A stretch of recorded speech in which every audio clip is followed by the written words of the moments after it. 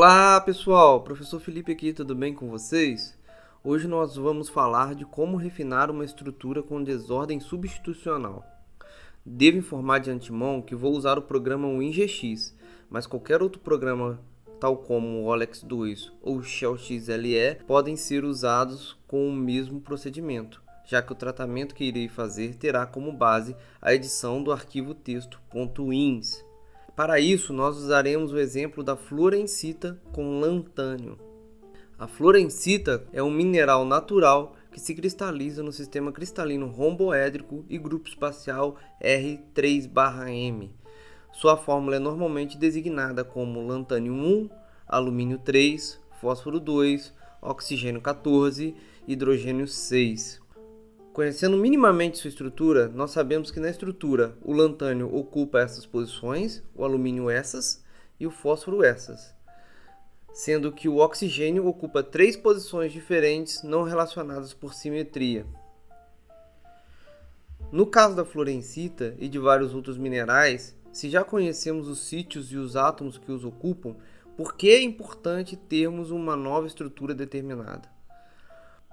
O que ocorre em minerais como a fluorencita é o que chamamos de desordem substitucional, onde no mesmo sítio do lantânio e do fósforo podem ter vários outros elementos, ou seja, no mesmo sítio e na mesma posição podem haver diferentes átomos. Dessa forma, a composição final do mineral pode ser diferente de cada região na qual esse mineral cresceu, refletindo em distorções na estrutura cristalina, mas também refletindo na sua composição características peculiares geológicas de seu crescimento. Portanto, decifrar a composição de cada mineral por região de crescimento é muito importante. De maneira prática, como isso ocorre?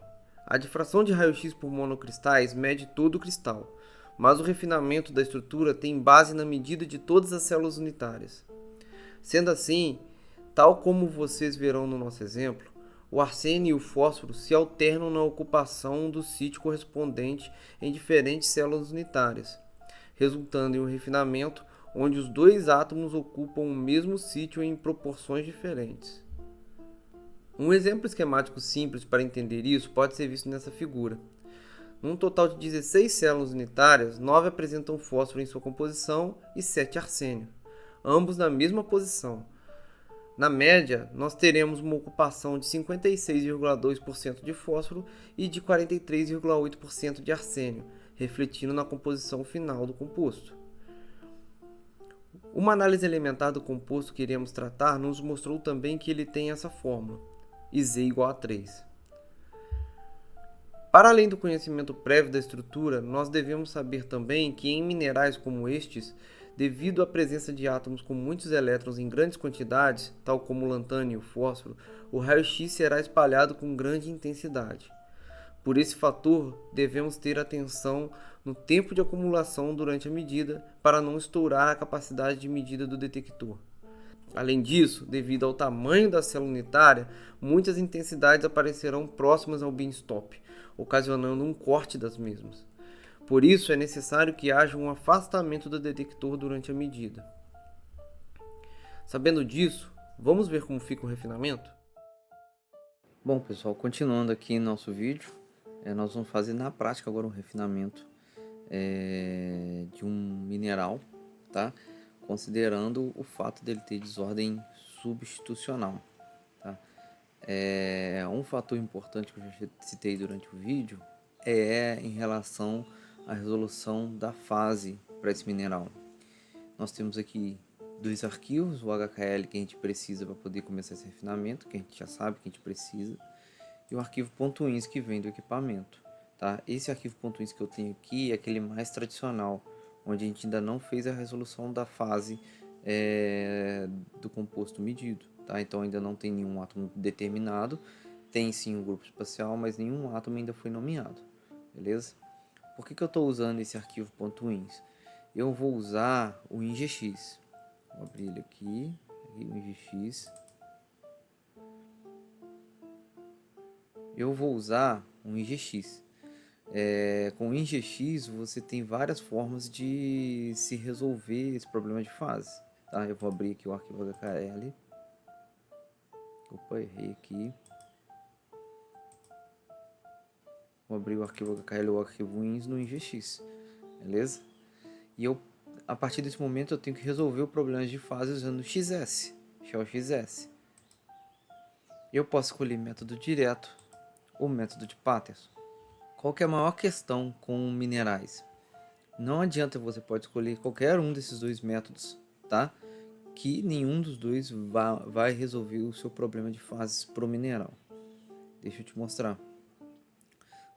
Pelo método direto, eu vou fazer o refinamento, vou pedir para ele escrever o arquivo INS já com a parte de resolução do problema de fase. E ele vai fazer. Vou deixar o NGX fazer. Beleza, e ele já me deu uma estrutura inicial com um lantânio e um fósforo que a gente já viu na nossa explicação anterior. Eles compõem esse mineral, tá? O que a gente vai notar? Salvar esse INS, fechar aqui para ficar melhor de ver. Vou aqui em Refine, vou abrir o INS para eu ver qual é a composição dele. A gente vai ver que o lantânio e o fósforo eles estão em posições diferentes do que se é esperado para esse mineral, tá? O que acontece? Esse mineral, assim como diversos minerais, eles já são bem conhecidos, tá? Então a gente já sabe onde a posição de alguns átomos já de maneira pré-determinada. E a gente sabe que o lantânio não está na posição 0,157. A gente sabe que ele está na posição 0, 0 e 0.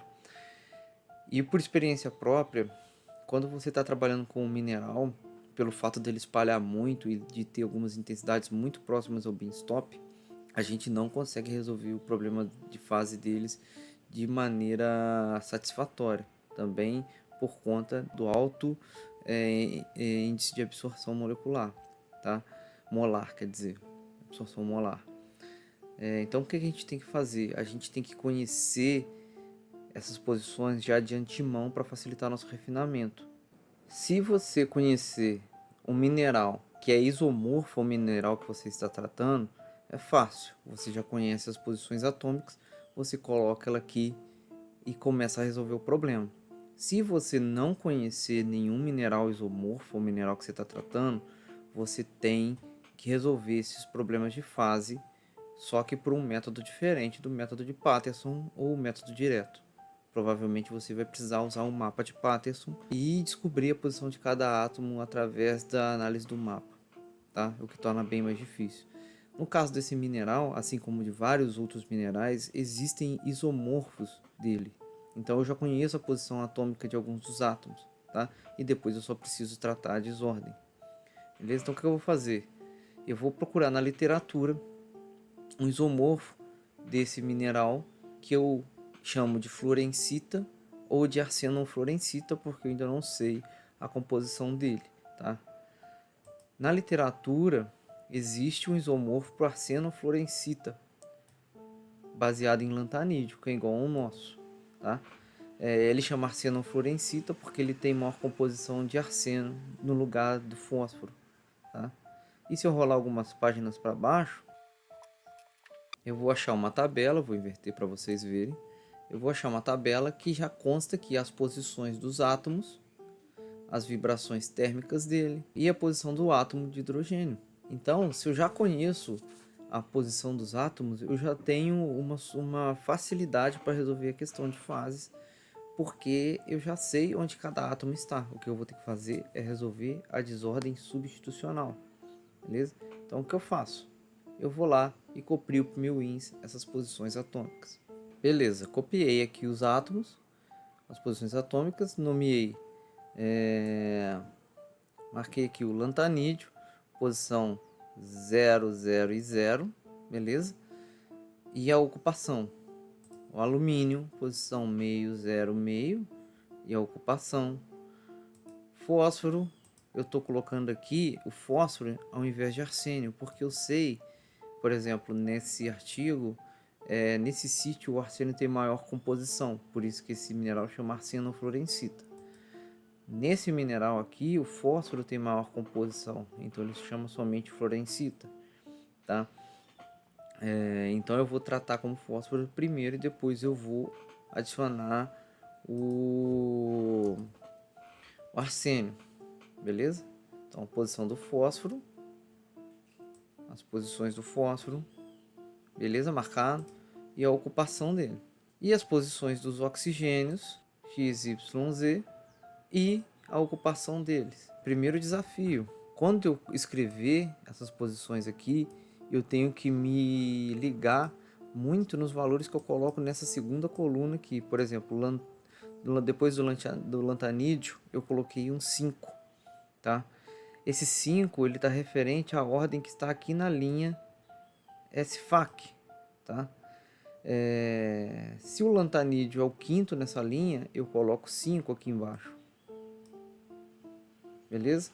Dizendo para ele que o fator de estrutura que ele vai usar para fazer a conta para esse átomo é o do lantânio. Beleza? No caso, o alumínio é o 3, porque aqui ele está na terceira posição. E assim por diante, você pode conferir todos. Tá?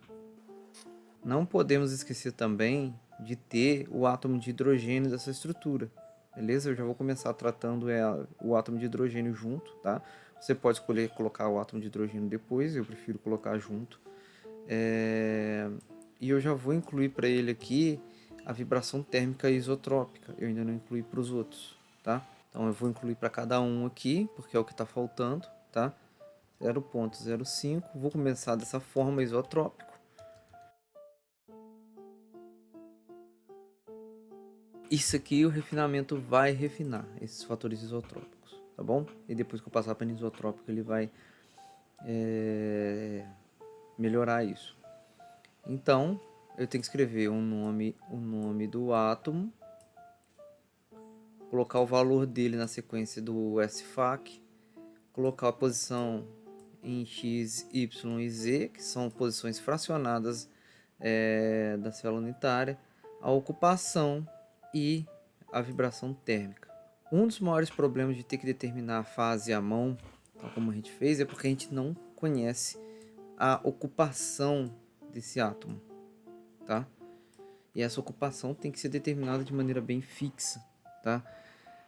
Como eu sei, tá? O que significa o 10 desse número? O 10 desse número, principalmente o 10 não, mas o 1 desse número, significa que essa ocupação ela é correspondente ao primeiro fator de escala que a gente tem no refinamento, que vai mudar com o tempo, tá? O resto do número diz o quanto que ele ocupa esse sítio, baseado na simetria desse sítio. Ou seja, se sobre esse sítio eu tenho um eixo de rotação 3, eu vou dividir ele por 3. Se ele tem um plano especular, eu vou dividir por 2. No caso, essa estrutura é romboédrica, então ele tem várias operações de simetria sobre esse sítio. Aqui ele está como 0,083, no de baixo ele está como 0,25. Nesse do alumínio que está como 0,25, quer dizer que esse sítio ele tem uma operação de simetria que divide esse átomo em quatro partes, beleza? No oxigênio está 0,5, quer dizer que ele é dividido pela metade. Aqui no lantânio está 0,083, é uma divisão em torno de 12 vezes, tá bom? Isso aqui é importante que vocês saibam antes de começar o refinamento, porque isso vai dizer muito pra gente no final sobre a composição química, tá? O que eu sugiro para vocês, se você conhece uma estrutura que é isomorfa, igual eu conheço, eu vim aqui, baixei o HKL dessa estrutura, tá? HKL não, perdão, o arquivo .cif dessa estrutura que foi depositado, abri o programa Mercury,